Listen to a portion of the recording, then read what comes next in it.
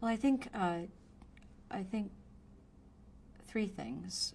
One is to keep in mind as you are preparing your sermon or as you are thinking about the text. I like to think of the preacher's triangle, which is based on the rhetorical triangle, so that it's you who is involved in this process as the preacher, and then of course the biblical text and the congregation.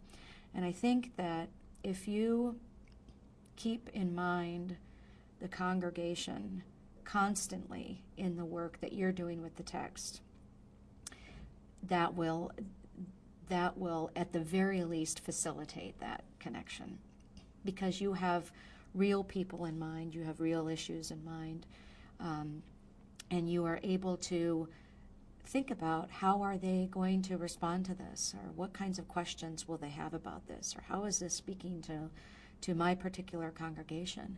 And so it's not that you've done the work with the text and then you have to make this jump to now, or okay, so what is this going to say to my congregation? But you have it in your mind all the time. You have the congregation in your mind all the time.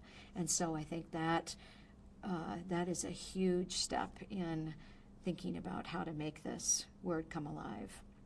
I think secondly, to pay attention to the details of the biblical text.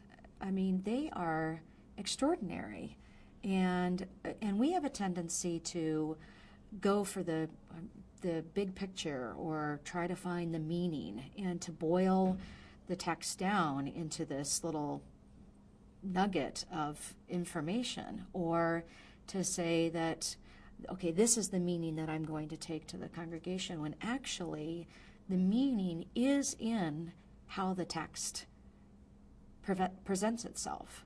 And so that the meaning is not only in the content of, or the substance of what is being said, but how it's being said.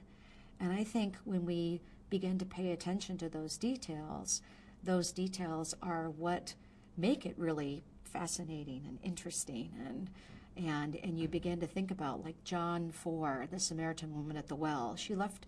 Why does the evangelist tell us that she left her water jar behind? What does that mean?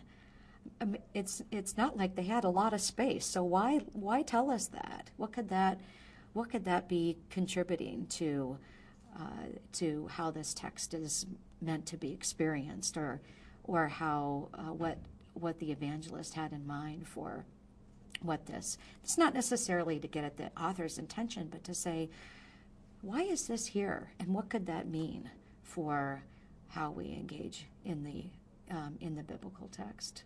I think the third way is to think about, in the same way that your sermon should not, or that the text is not just content, but it's how the story is being told.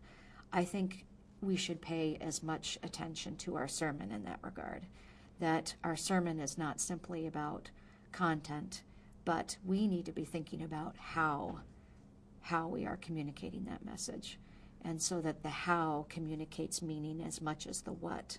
And I don't know that we spend as much time. We sort of assume that, well, if we just say it, if we have the right content, that will be communicated, that will be heard, when we can't.